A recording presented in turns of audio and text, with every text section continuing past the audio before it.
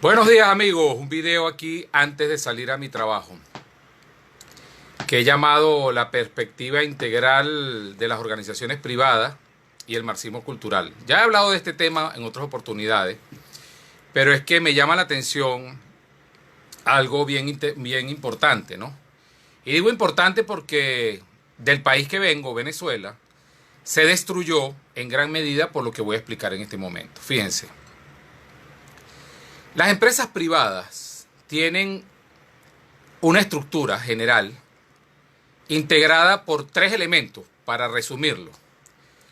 Los elementos físicos como por ejemplo las computadoras que te dan para trabajar, las maquinarias que te dan para producir, los escritorios, los celulares que te dan en la empresa, y ese es el punto que quiero resaltar ahorita. Y una serie de elementos físicos que de alguna manera son parte de lo que es la empresa e incluso su cultura. Por ejemplo, el estilo de muebles, el estilo de mobiliario, el estilo de computador, el estilo de maquinaria, las marcas. Todo eso va conformando una perspectiva material, estructural de la empresa. Eso desde el punto de vista, esa es la base pues, de toda compañía. Porque la mayoría, todas las empresas, por muy pequeñas que sean, necesitan esa estructura. Todas tienen un computador o todos tienen una mesa. Cualquier empresa que a ustedes se les ocurra. Ahora, hay otro nivel que es los procesos. En los procesos actúan los seres humanos. Es allí donde está la parte humana, la parte nosotros. Porque lo otro es equipos, material. Tú no llegas en la mañana a saludar, hola escritorio, ¿cómo estás? Hola computador. No, eso no lo hace, pues. O lo hace una mente poética, porque quiera divertirse. Pero eso es algo que no es lo normal, porque tú no interactúas de esa manera con un objeto, ¿no? Pero en el caso de nosotros, es decir, en los procesos, las tareas que cada uno tiene, ahí sí hay una interacción humana. Por ejemplo, si tú eres mensajero y te toca llevar un documento de un departamento a otro, tú estás interactuando con personas y de alguna manera allí, además del proceso laboral, está una relación íntima de amistad, de relación afectuosa, de lo que sea, un comentario, es decir, interactúas humanamente. Eso es lo que es nosotros. Pero en la empresa, además de eso, también está la individualidad. Es decir, cada uno de esos nosotros tiene una personalidad, tiene una vida privada, tiene unos valores, tiene una serie de elementos psicológicos individuales. Entonces, ¿a qué voy con esto? Que en una organización, estos tres elementos, es decir, la estructura material, física, de maquinaria, computadores, mobiliario, la estructura de los procesos, nosotros interactuando, haciendo tareas, llevando documentos, registrando algo para que otro lo reciba, y como individuos, en una organización tenemos un objetivo, que es satisfacer al cliente. Es decir, tu principal trabajo en una empresa es, yo por ejemplo que trabajo en una empresa de telecomunicaciones, mi trabajo principal es que los clientes nuestros todos los días puedan ver Netflix, puedan navegar por internet en sus páginas web, entrar a Instagram, entrar a Facebook, a Twitter. Es decir, que estén felices con eso y que no estén maldiciendo porque el internet se cayó, porque el internet es lento. O sea, esa es mi labor en una empresa de telecomunicaciones. Que después tenga procesos y tareas específicas, eso es ya el objetivo específico. Pero el objetivo general es que los clientes estén satisfechos. Trabaje en venta, trabaje en operaciones, trabaje en finanzas, trabaje donde sea, desde ser mensajero hasta ser vendedor. Ahora, ¿a qué voy con esto? Y ustedes dirán, ¿qué tiene que ver esto con el marxismo cultural? Bueno, resulta que cuando tú vas a trabajar, lo lógico es que tú ames tu trabajo, que tu vida sea agradable por lo que haces. Cualquier cosa que tú hagas, cualquier trabajo que tú escojas. Porque si tú vas a estar amargado en un trabajo, triste, lamentándote todo el tiempo, y no te vas a apasionar por lo que haces, así no vale la pena vivir. Porque de repente decir, no, pero es que si no, entonces me quedo sin trabajo y no puedo comer y no puedo pagar.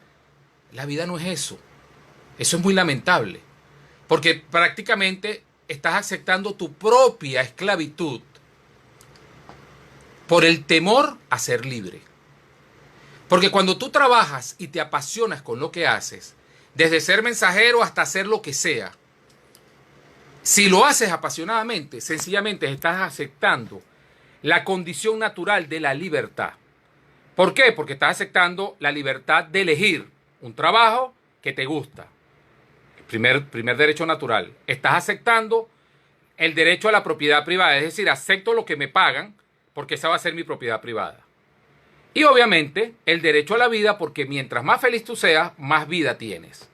Cada minuto amargado en tu vida es un minuto perdido.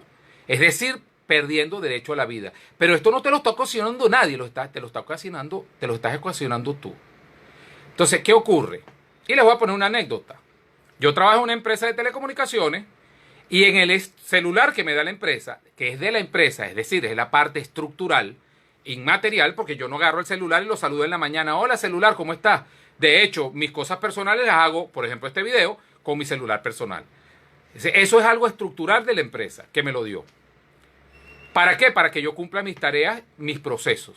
¿Cuáles? Bueno, llamar a veces a un cliente, llamar a un banco, llamar a un proveedor, es decir, procesos. Pero ahí ya también está incluido, porque soy un individuo, mi identificación con la organización. Entonces yo coloco en el celular un mensaje de que mi principal trabajo en la empresa tal, es que los clientes estén felices con el internet y puedan ver Netflix, puedan ver, navegar de manera confiable. Ese es mi principal trabajo.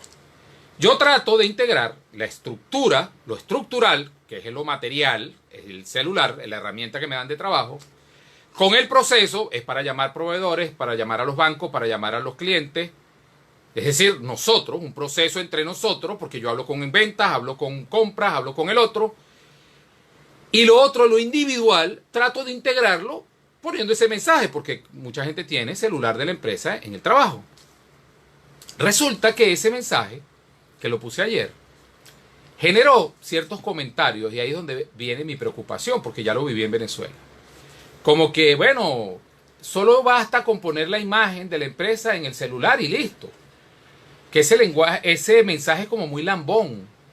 Aquí dicen lambón, jalabola en Venezuela, o sea, adulante. Y es allí mi preocupación. Primero, porque la persona que lo dice es una persona que tiene un nivel dentro de la empresa,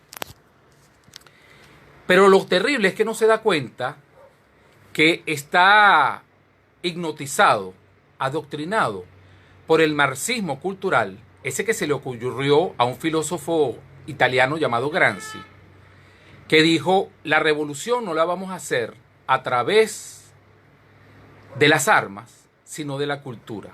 Es decir, así como los marxistas-leninistas dijeron que la revolución se hacía por la fuerza, con armas apuntándote tu cuerpo, y tu cuerpo tiene el sentido del gusto, el olfato, la vista, el oído y el tacto, obligándote a que comer, sentido del gusto y olfato, lo que a ellos les diera la gana, lo que ellos consideraban que era lo correcto, a ver lo que ellos les diera la gana, es decir, prensa, televisión, a escuchar lo que a ellos les diera la gana, es decir, música, por ejemplo, lo que a ellos les diera la gana, a tocar y abrazar a quien le diera la gana, es decir, si tu papá no era socialista, tú no lo podías creer, y si tu mamá no era socialista, no la podías querer, no la podías abrazar. O sea, vean cómo a través de las armas sometían o pretendían someter, y pretenden, todavía lo hacen muchos países, la individualidad. Pero hay algo que es muy difícil de someter, que es la conciencia humana, que así como el cuerpo humano tiene esos 5 sentidos, en la mente hay 4 dimensiones humanas. La razón, que es como un sol, y alrededor de ella 3 planetitas que son la dimensión humana material, sí, esa de que tú te alimentas para poder vivir. La dimensión humana emocional, esa de que tú abrazas a las personas y sientes un calor humano y una felicidad. Y la mística, que es el temor que le tienes al mundo. Entonces tú pones en la dimensión humana mística a un ser superior. Algunos ponen a un Dios, a Dios, Cristo, Jesucristo, lo que sea. A otros ponen a un filósofo, los randianos, por ejemplo, ponen a Ayn Rand. O un malandro pone a un líder de barrio. Es decir, pero todos los seres humanos tienen esa característica, esa estructura mental y tienen que poner a alguien. Bueno, Gramsci, que fue genial para la perversión, para la maldad, se le ocurrió que en vez de armas y someter al cuerpo humano, era adoctrinar a las personas, diciéndole que la dialéctica marxista, ¿no? La dialéctica consiste en la confrontación, una idea con otra. En este caso, la empresa privada, capitalista, explotador, trabajador explotado. Tenemos que odiarnos. Y como tenemos que odiarnos, yo, trabajador, empleado, tengo que ser no jalabola, no lambón, no adulante. Tengo que, más bien, tratar de maltratar a la empresa. Odiar mi trabajo y odiar a la empresa. Entonces, ese marxismo cultural que fue incubado gracias a Gramsci, que estoy seguro que ninguno de esos que trabajan conmigo, que piensan de esa manera, lo conocen. Gramsci se les metió en la cabeza a través de la escuela, a través de la universidad, a través de los cursos, a través de los coaching, a través de un montón de cosas y de elementos culturales, se metió en la familia y se creó esa cultura. Entonces, ¿por qué mi preocupación? Yo he hecho varios videos hablando de este tema. Mi preocupación es porque es allí, en la perspectiva de la estructura de toda la sociedad, porque cada elemento de la sociedad, una ONG, hasta el mismo gobierno, que son parásitos, pero igual, tienen máquinas, tienen computadores, tienen celulares, tienen procesos, tienen un objetivo y tienen un nosotros interactuando en ese proceso, pero también individuos. Entonces, Gramsci apuntó hacia el individuo para que destruyera la conciencia de la libertad en la familia y en las organizaciones privadas y en las organizaciones de educación. Fíjense que la educación se volvió pública. Hoy en día todo el mundo ve como que eso es bueno, a pesar de que muchos pagan educación privada porque no la pública y que es muy mala.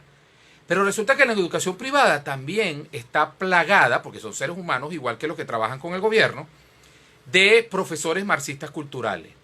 Y en su lenguaje, y en su formación, y en su transmisión de ideas, en su pedagogía y andragogía, creo que se dice cuando es de adulto, la pedagogía en general, van transmitiendo esos valores. Entonces, yo tengo 52 años, como siempre lo digo. Mi infancia fue los años 70, porque nací en el 68.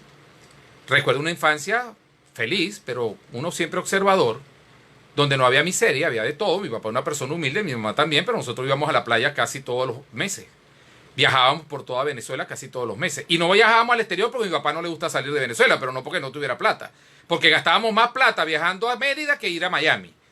Es decir, era una Venezuela loca, ¿no? Después vienen los 80 y sigue esa locura. Vienen los 90 cuando aparece el chavismo y sigue la locura porque Venezuela no estaba en la ruina o estaba arruinada estructuralmente, culturalmente, más había dinero para gastar, hasta que se acabó todo. Y se ven las consecuencias. Bueno, ese marxismo cultural viene desde 1928 y quizás antes, pero por lo menos de 1928 de manera presente, con la generación del 28, que eran todos comunistas, incluyendo a Rómulo Betancourt, que jamás dejó de ser comunista. El que lo crea, bueno, lamentablemente tiene que revisar bien. Y el resultado fue que 70 y pico de años, 80 y pico de años después, mire cómo está Venezuela. Entonces, uno llega a otro país. Yo me fui hace 12 años de Venezuela, cuando había mucho dinero en Venezuela. Hoy me dicen mucho, ¿por qué no te quedas? ¿Qué haces tú? Yo me fui porque hice una investigación, como se los dije a ustedes, y sabía todo lo que venía precisamente por el marxismo cultural. Bueno, hoy lo veo presente aquí en este país donde estoy. Y me preocupa mucho, no en el corto plazo, porque no se va a ver los resultados en el corto plazo. Eso tiene su efecto en 30, 40 y 50 años. Y así ya yo en ese momento estaré muerto o mascando el agua, como dicen, por lo viejo, dentro de 40 años. Yo amo a este país.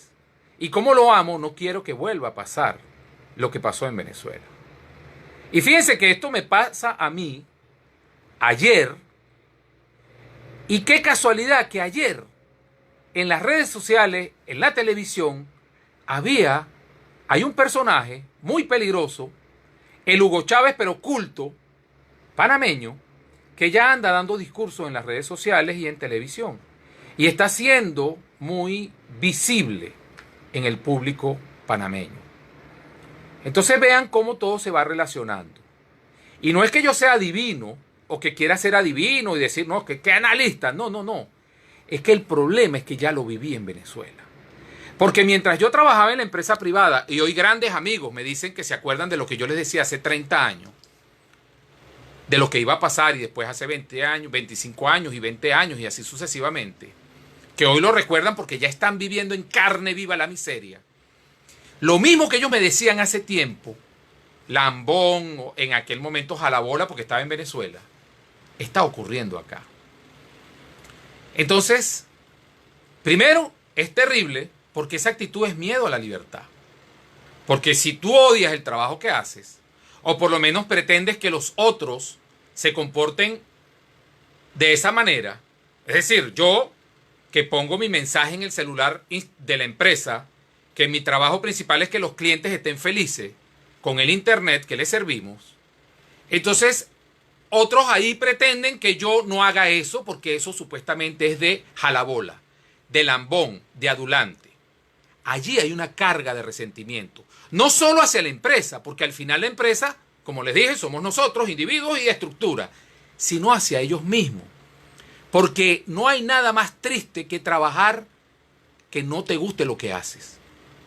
Y resulta que en los países que siempre tienen menos libertad, como Venezuela y el resto, y quizás Latinoamérica en general, por lo menos conozco Panamá y Venezuela, eso es el lugar común. La mayoría piensan de esa manera. Hacen su trabajo por obligación, porque les da miedo a la libertad, porque les da miedo que no van a tener que comer. Yo antes me cuestionaba de que yo duro poco en los trabajos, porque me aburro y me voy. Y en donde duro más es porque son mis empresas. Y que también me aburren. Por ejemplo, yo tenía mi empresa en Venezuela en el año 2008. Me iba súper bien. Ustedes, el venezolano sabe que en el 2008 había un montón de plata y regaladera de dinero allá. Yo vendía productos marinos por todo el oriente del país. Me iba súper bien y yo mandé todo eso al carrizo. Un montón de cosas. Por cuestiones personales, pero también por eso. Porque hice una investigación, sabía lo que venía y no me importó quedarme sin nada, agarrar mi dinero e venirme a Panamá. Acá también tuve un negocio, me fue muy bien por descuidado, porque me dediqué a otras cosas. Bueno, me fue mal. Y hoy en día soy otra vez empleado. Cualquier persona diría, oye, qué vida, qué triste, otra vez empleado. No, yo apasionadamente me entrego a mi trabajo. Y en el momento en que me fastidie, yo renuncio y me voy, porque yo amo la libertad. Y fíjense que, por ejemplo, yo en el trabajo veo gente que dice, no, pero aquí él gana más que yo, que no sé qué. Yo, mira, eso no es problema tuyo. El dueño de la empresa le paga lo que le da la gana a la persona que le da la gana. Eso no es tu problema. Porque tu negociación es con él, la empresa. Si aceptaste su salario y si aceptaste tus condiciones. Porque si te llegan a llamar de otro trabajo donde te van a pagar más, no me vas a decir que tú vas a decir, no, pobrecita la empresa, me voy a quedar. No, la gente se va. Entonces eso es igual internamente.